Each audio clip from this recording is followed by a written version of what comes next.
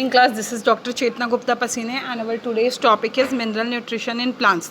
तो सबसे पहले आप सबको पता है कि जितने भी ऑटोट्रॉफिक प्लांट्स होते हैं, ग्रीन प्लांट्स होते हैं, उनमें ये कैपेसिटी होती है कि वो फोटोसिंथेसिस की प्रोसेस के थ्रू इन्वायरमेंट में प्रेजेंट जितने भी ऑर्गेनिक कंपाउंड्स होते हैं, एलिमेंट्स होते हैं, उनकी सहायता से नेसेसरी ऑर्गेनिक कंपाउंड्स का फॉर्मेशन या अपने लिए फूड का फॉर्मेशन कर सकें।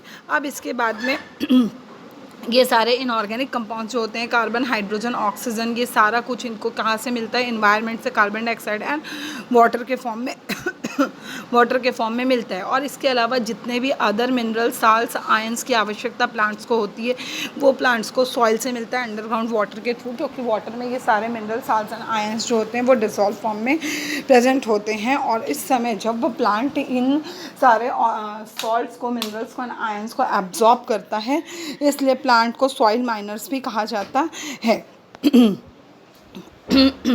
अब इसके बाद में जब हम मिनरल न्यूट्रिशन की स्टडी करते हैं कि कैसे प्लांट्स को वो ये सारे मिनरल न्यूट्रिशन प्राप्त होते हैं, उनका डिस्ट्रीब्यूशन प्लांट बॉडी में कैसे होता है, उसका मेटाबोलाइजेशन कैसे होता है, उसके बाद इन मिनरल न्यूट्रिएंट्स को प्लांट्स किस फॉर्म में, किस क्वांटिटी में यूज़ करते हैं, उस बेसिस पे इन सारे न्यूट्रिशनल सब्सटेंसेस को 2 ग्रुप्स में डिवाइड कर दिया गया। एक होता है मिनरल, जिसके अंदर आते हैं सारे इनऑर्गेनिक एलिमेंट, ठीक है। ये सारे इनऑर्गेनिक एलिमेंट्स या जो आयंस होते हैं, ये सॉइल में मोस्टली क्या होते हैं? डिसॉल्व फॉर्म में प्रेजेंट होते हैं, आयनिक फॉर्म में। Positive ion, negative ion, cation, anion सब जानते हैं। इसके बाद जो न्यूट्रिएंट होते हैं, न्यूट्रिएंट क्या होते हैं? तो ऐसे सब्सटेंसेस जो ऑर्गेनिक फॉर्म में होते हैं, जिसका सिंथेसिस प्लांट खुद करते हैं फोटोसिंथेसिस की प्रोसेस के थ्रू, और जो कि प्लांट के सर्वाइवल के लिए बहुत ज़्यादा आवश्यक होते हैं, वो कहलाते हैं आपके न्यूट्रिएंट। इसके बाद में जब इस मिनरल न्यूट्रिएंट को हम क्लासीफाई करते हैं, क्लासीफाई करने का भी 4 पैरामीटर है। एक, कितने अमाउंट में प्लांट टिश्यू में इसका रिक्वायरमेंट होता है, ये प्रेजेंट होते हैं, एब्सेंट होते हैं। इन सारे मिनरल न्यूट्रिएंट्स का मेटाबॉलिकली क्या आवश्यकता है, क्या नीड है प्लांट बॉडी में। इसके बाद में ये सारे मिनरल न्यूट्रिएंट्स जो होते हैं वो प्लांट बॉडी के अंदर होने वाले जो बायोकेमिकल फंक्शंस है उसमें किस तरह का रोल प्ले करते हैं, और प्लांट बॉडी के अंदर इनका मोबिलाइजेशन, मतलब कि इनका जो ट्रांसपोर्टेशन होता है वो किस तरीके से होता है। और सिंपली मिनरल न्यूट्रिएंट्स को हम 2 ग्रुप्स में डिवाइड करते हैं, macro nutrients and micro nutrients. Macro nutrients जिसका प्लांट को बहुत अधिक मात्रा में आवश्यकता होती है, माइक्रो न्यूट्रिएंट्स जिसकी बहुत कम क्वांटिटी में आवश्यकता होती है। यहाँ पे याद रखने वाली बात सिर्फ इतनी है कि मैक्रो न्यूट्रिएंट्स की क्वांटिटी नीड से यदि ज़्यादा भी हो जाए तो उस पर उसका प्लांट पे कोई भी हार्मफुल इफ़ेक्ट नहीं पड़ता है, रेयरली कभी पड़ता है। लेकिन माइक्रो न्यूट्रिएंट्स की जितनी क्वांटिटी प्लांट को चाहिए, अगर उस क्वांटिटी से क्वांटिटी थोड़ी भी बढ़ जाए तो वो प्लांट में हार्मफुल इफ़ेक्ट कॉज करता है। इसके बाद में आप मिनरल न्यूट्रिएंट्स में जब हम मैक्रो न्यूट्रिएंट्स की बात करते हैं तो मेन जो मैक्रो न्यूट्रिएंट्स हैं वो हैं आपके हाइड्रोजन, कार्बन एंड ऑक्सीजन, ठीक है, जो कि प्लांट को एनवायरनमेंट से मिल जाता है कार्बन डाइऑक्साइड एंड वाटर के फॉर्म में। यहाँ पे इसका कंसंट्रेशन, उसके relative number of atoms with respect to molybdenum, ये सब कुछ यहाँ पे दिया हुआ है। आपको जो याद रखना है सिर्फ मैक्रोन्यूट्रिएंट्स के नाम, उसका प्लांट में क्या यूज़ है, उसका डेफिशिएंसी सिम्टम्स क्या है, उसका सिंबल क्या होता है, इतनी चीज़ें बस आपको याद रखनी है। इसके बाद में ऐसे मैक्रोन्यूट्रिएंट जो कि प्लांट को सॉइल से मिलते हैं वो है nitrogen, potassium, calcium, magnesium, phosphorus, sulphur and silicon. आगे हम इनका यूज़ पढ़ते जाएंगे। उसके बाद जो मिनरल माइक्रोन्यूट्रिएंट्स हैं जो कि सॉइल से प्लांट्स को मिलते हैं वो हैं आपके chlorine, iron, boron, manganese, sodium, zinc, copper, निकल एंड मॉलिब्डेनम। अब यहाँ पे इसेंशियलिटी एंड बेनिफिशियलिटी, ये 2 टर्म्स में हम ये पढ़ते हैं कि मिनरल न्यूट्रिएंट्स की क्या और कितनी आवश्यकता होती है। जो इसेंशियल है, इसेंशियल मतलब जो कि ये यूनिवर्स में जितने भी प्लांट्स प्रेजेंट है, हर्ब, सबके लिए जो चीज़ आवश्यक है वो कहलाता है आपका इसेंशियल एलिमेंट्स। तो इसेंशियल एलिमेंट्स के कारण क्या होता है, ये किसी भी प्लांट की लाइफ साइकिल को कंप्लीट करने के लिए बहुत इंपॉर्टेंट होते हैं, और इसके एब्सेंस में जो लाइफ साइकिल है वो क्या हो जाती है, डिस्टर्ब हो जाती है। इसके बाद में अगर इनकी कमी या इनकी कमी हो जाए तो वो क्या करता है, डेफिशिएंसी सिम्टम्स कॉज करता है। उसके बाद में मिनरल न्यूट्रिएंट्स हर एस्पेक्ट से, प्लांट के ग्रोथ, डेवलपमेंट, न्यूट्रिशन, रिप्रोडक्शन, हर एस्पेक्ट के लिए ये जो सब्सटेंसेस है जो इसेंशियल कैटेगरी के अंदर आते हैं ये इंपॉर्टेंट होते हैं। अब बेनिफिशियल, इसेंशियल के साथ साथ अगर कुछ अदर मिनरल न्यूट्रिएंट्स या साल्ट्स आप प्रोवाइड कर रहे हो जो कि प्लांट को और ज़्यादा बेनिफिशियल इफेक्ट डाल रहे हैं, मतलब ये मिले तो प्लांट ज़्यादा फ्लोरिश करेंगे, नहीं मिले तब भी इसका कुछ ज़्यादा खास मिस इफेक्ट या हार्मफुल इफेक्ट प्लांट बॉडी को नहीं पड़ता है। इसमें क्या किया जाता है, ये जो बेनिफिशियल सब्सटेंसेस जो हम प्लांट को देते हैं या प्लांट खुद लेते हैं, वो क्या करते हैं, ग्रोथ एंड डेवलपमेंट को उत्तेजित करने का कार्य करते हैं, स्टिमुलेट करने का। ये हर स्पीसीज़ का रिक्वायरमेंट अलग अलग होता है। इसके बाद में इसके एग्जांपल है सोडियम, सिलिकॉन, सेलेनियम, कोबाल्ट, ये और कोबाल्ट जो है वो नाइट्रोजन फिक्सेशन के लिए इंपॉर्टेंट होता है। क्यों होता है? क्योंकि ये जो नाइट्रोजन फिक्सेशन करने वाले प्लांट्स होते हैं उनमें ये नोडल फॉर्मेशन में इंपॉर्टेंट रोल प्ले करता है। अब इसेंशियल जो मिनरल न्यूट्रिएंट्स होते हैं इनको 4 बेसिक ग्रुप में डिवाइड किया गया है। Group first, second, third and fourth. Group first में जो आते हैं वो क्या करते हैं, ये प्लांट्स में जो ऑर्गेनिक कंपाउंड्स का फॉर्मेशन होता है उसमें इंपॉर्टेंट रोल प्ले करते हैं।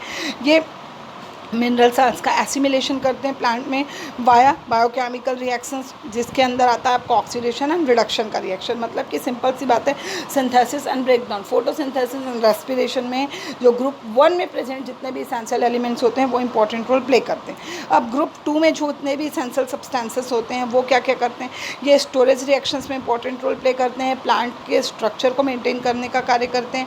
और इसका इंपॉर्टेंट फंक्शन क्या है कि ये प्लांट टिश्यू में phosphate, borate and silicate asters के प्रेजेंस को मेंटेन करके रखते हैं एंड डिफरेंट मेटाबॉलिक एक्टिविटीज़ में इनका यूज़ होता है। अब देखो यहाँ पर दिया हुआ है ग्रुप 1 के अंदर आता है नाइट्रोजन। नाइट्रोजन का क्या क्या यूज़ है यहाँ पे आप नाइट्रोजन का क्या क्या फंक्शन है यहाँ साइड में दिया हुआ है कि ये amino acid, amides, proteins, nucleic acids, nucleotides, coenzymes and hexosamines के कॉन्स्टिट्यूट होते हैं। इसके बाद में आपका सेकेंड सल्फर। सल्फर का इम्पोर्टेंट फंक्शन क्या है, तो ये क्या करते हैं, सिस्टिन, सेस्टेनिन, मिथ्योनिन, प्रोटीन्स, ये सारे जो मैंने 3 पहले नाम लिए वो सारे अमाइनो एसिड्स हैं, है ना। प्रोटीन्स इन सब का कंपोनेंट होता है इंपॉर्टेंट। उसके बाद में lipoic acid, coenzyme A, thiamine, pyrophosphate, glutathione, biotin, adenosine five phosphate and three phosphoadenosine, इन सब का इंपॉर्टेंट कॉन्स्टिट्यूंट होता है सल्फ़र। फिर ग्रुप सेकंड में जितने भी आपके इसेंशियल सब्सटेंसेस आते हैं उनका इंपॉर्टेंट फंक्शन क्या है कि ये एनर्जी स्टोरेज एंड प्लांट के स्ट्रक्चर को मेंटेन करने का कार्य करते हैं, जिसमें आपका फर्स्ट आता है फास्फोरस। फास्फोरस क्या होते हैं, ये कंपोनेंट होते हैं शुगर फॉस्फेट के, nucleic acids, nucleotides, coenzyme, phospholipids, phytic acid इसके। और इसका जो सबसे इंपॉर्टेंट रोल है वो इंपॉर्टेंट रोल क्या है कि ये डिफरेंट रिएक्शंस में एटीपी के इन्वॉल्वमेंट को कंट्रोल करने का कार्य करता है। इसके बाद आता है आपका सिलिकॉन। सिलिकॉन का इंपॉर्टेंट रोल ये है कि ये सेल वॉल में डिपॉजिट रहते हैं प्लांट के सेल वॉल में, और सेल वॉल को मैकेनिकल सपोर्ट प्रोवाइड करते हैं। कैसे करते हैं, तो ये सेल वॉल को रिजिडिटी मतलब मजबूती प्रोवाइड करते हैं, एंड इलास्टिसिटी उसके एक्सपांस होने की कैपेसिटी को कंट्रोल करने का या बनाए रखने का कार्य करते हैं। फिर आता है आपका बोरान। बोरान जो होता है वो मैनिटॉल, मैनिन,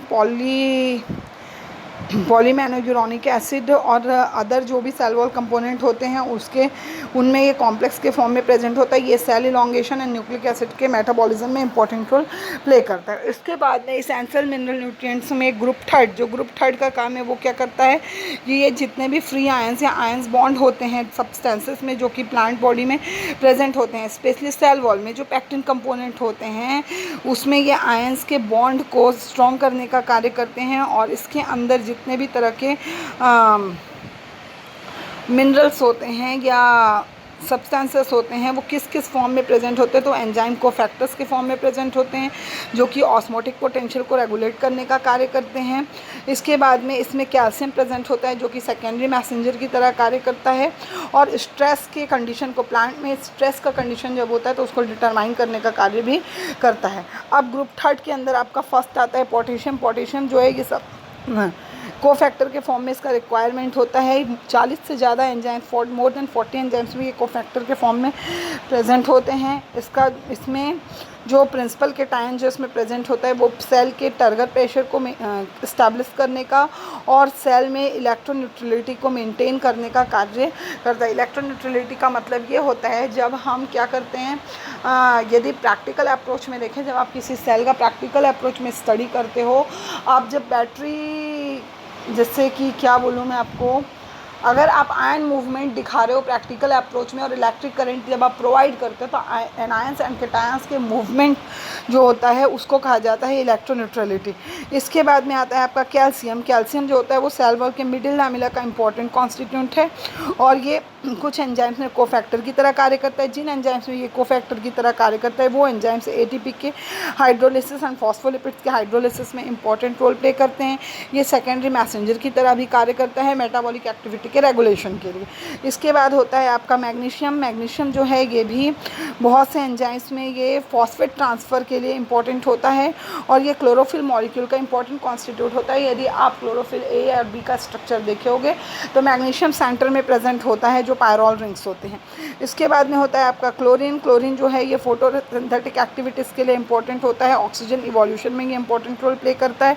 फिर होता है आपका मैग्नीज। मैग्नीज का जो इंपॉर्टेंट फंक्शन है वो ये है कि जितने भी एंजाइम्स होते हैं, dehydrogenase enzyme, decarboxylase enzyme, kinases enzyme, oxidase enzyme, peroxidase enzyme, इन सब के स्टिमुलेशन के लिए मैग्नीज आवश्यक होता है। और ये क्या करता है, ये कैटायन एक्टिवेटेड एंजाइम है जो कि फोटोसिंथेसिस की प्रोसेस में ऑक्सीजन के इवोल्यूशन में इंपॉर्टेंट रोल प्ले करता है। फिर आता है आपका सोडियम। सोडियम जो है ये phosphoenol pirate C4 and CAM plants, सबको पता होगा C4 साइकिल चलती है, CAM क्रेसुलेशन एसिड मेटाबॉलिज्म, ठीक है। तो C4 एंड CAM प्लांट में ये क्या करता है,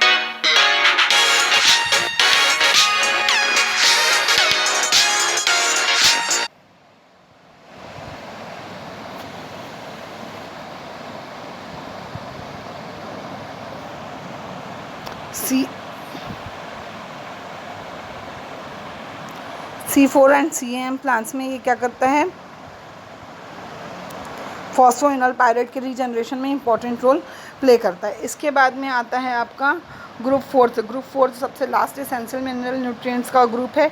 ये जो होते हैं इलेक्ट्रॉन ट्रांसफ़र से रिलेटेड जितने भी रिएक्शंस प्लांट में चलते हैं उनमें ये इंपॉर्टेंट रोल प्ले करते हैं। ये plant growth hormones auxin, cytokinin, gibberellin, ethylene and abscisic acid, इसमें से इथिलीन जो है इसका सिंथेसिस जो है वो एनवायरनमेंट में होता है, गैसेस हार्मोन होता है, बट प्लांट बॉडी के अंदर, ठीक है, फ्रूट राइपनिंग के लिए इंपॉर्टेंट होता है। तो जैसे ही ये प्लांट बॉडी में एंटर करता है राइपनिंग के लिए तो उस समय उसका जो रेगुलेशन होता है उसमें, और बाकी के जो रेस्ट ऑफ 4 हार्मोन्स हैं auxin, cytokinin, gibberellic acid and abscisic acid, इन सब के रेगुलेशन एंड फॉर्मेशन मतलब कि सिंथेसिस में इंपॉर्टेंट रोल प्ले करते हैं ग्रुप 4 के जो आयंस होते हैं, जिसमें इंपॉर्टेंट है जिंक। और उसके बाद में फोटोसिंथेसिस का जो लाइट रिएक्शन होता है उसके कंप्लीशन के लिए इंपॉर्टेंट होता है कॉपर। इसके बाद में ग्रुप 4 का हम देख लेते हैं। ग्रुप 4 में फर्स्ट है आपका आयरन। आयरन जो होता है जो साइटोक्रोम्स होते हैं और नॉन हिम आयरन प्रोटीन्स होते हैं जो कि फोटोसिंथेसिस के प्रोसेस में इन्वॉल्व होते हैं, उनके इंपॉर्टेंट कॉन्स्टिट्यूएंट्स होते हैं आयरन। ये नाइट्रोजन फिक्सेशन में भी इंपॉर्टेंट रोल प्ले करते हैं एंड रेस्पिरेशन में भी। फिर होता है जिंक। तो जिंक का भी अपन पढ़े कि प्लांट हार्मोन से रिलेटेड जितना भी सिंथेसिस एंड फंक्शनल एक्टिविटीज़ होती है उसको कंट्रोल करने का कार्य जिंक करते हैं। Second, alcohol dehydrogenase, glutamic dehydrogenase and carbonic anhydrase, इन तीनों एंजाइम का इंपॉर्टेंट कॉन्स्टिट्यूएंट भी होता है जिंक। फिर होता है आपका कॉपर। कॉपर जो होता है ascorbic acid oxidase, tyrosinase, monoamino oxidase, uric acid, cytochrome oxidase, phenolase, laccase and plastocyanin. Plastocyanin जो है ये एक पिगमेंट है, इसको छोड़ दो, इसके पहले तक का सारे एंजाइम्स है। तो इन सब का इंपॉर्टेंट कंपोनेंट होता है कॉपर। फिर है निकिल। निकिल जो है वो यूरियस एंजाइम का इंपॉर्टेंट कॉन्स्टिट्यूएंट होता है जो कि नाइट्रोजन फिक्सिंग बैक्टीरिया में प्रेजेंट होता है एंड नाइट्रोजन फिक्सिंग बैक्टीरिया में ये हाइड्रोजिनेज एंजाइम की एक्टिविटी को कंट्रोल करने का कार्य करता है। फिर होता है आपका मॉलिब्डेनम। मॉलिब्डेनम भी नाइट्रोजिनेज एंजाइम का इंपॉर्टेंट कॉन्स्टिट्यूएंट होता है, ये नाइट्रेट रिडक्टेज एंजाइम में भी प्रेजेंट होता है एंड जैंथिन डिहाइड्रोजिनेज एंजाइम में भी प्रेजेंट होता है। अब टेक्निक्स जो है प्लांट न्यूट्रिशन की, जो टेक्निक्स से आप स्टडी जो करते हो, प्रैक्टिकल अप्रोच देखते हो, तो हाइड्रोपोनिक्स के बारे में सबको पता होगा। हाइड्रोपोनिक्स ऐसा सिस्टम जिसमें हम सॉइललेस किसी भी प्लांट का ग्रोथ सॉइललेस कराते हैं, मतलब कि वाटर में आप सारे जितने भी प्लांट को इंपॉर्टेंट मिनरल्स एंड साल्ट्स उसको डिजॉल्व कर देते हैं और उसमें आप प्लांट का ग्रोथ कराते हैं विदाउट सॉइल। तो ये कहलाता है आपका हाइड्रोपोनिक्स। तो यहाँ पे आपका प्लांट न्यूट्रिशन कंप्लीट होता है। अब न्यूट्रिएंट डेफिशिएंसीज अपन नेक्स्ट वीडियो में देखेंगे।